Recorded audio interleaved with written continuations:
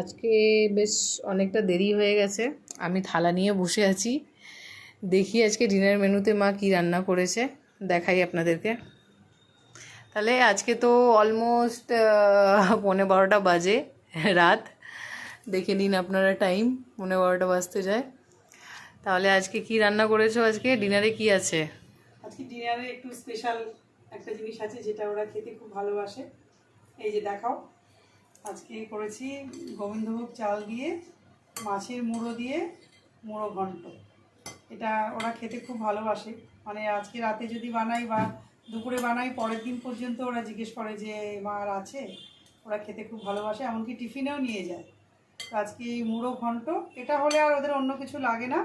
আর তার সাথে আছে এই যে মাছের তেলের গরম গরম বড়া।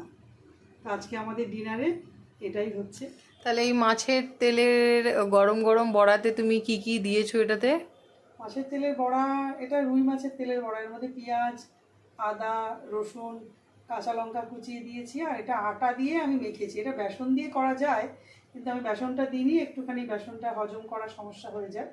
তার জন্য আমি এটা আটা দিয়ে এটা মেখেছি, নিয়ে তারপর তেলে এটা ভেজেছি। এটা খুব বেশ মচমচে খেতে হয়। আর এটা দিয়ে আজকে মুড়ো ঘন্ট দিয়ে খাওয়া হচ্ছে ঠিকই, এটা সাদা ভাতের সাথে, গরম ভাতের সাথেও এটা শুধু মেখে খেতে খুব ভালো লাগে।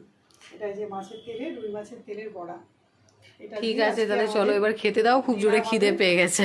হ্যাঁ, ঠিক আছে, ভিডিওটা এখানেই শেষ করলাম আমি।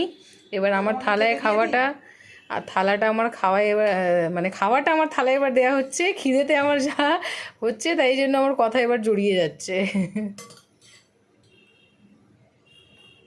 এই দিলাম মুড়ো ঘন্ট, আর এই যে মাছের তেলের বড়া তোমাকে এখানে দিয়ে দিলাম। তোমার যতটা লাগবে তুমি নিয়ে খাবে।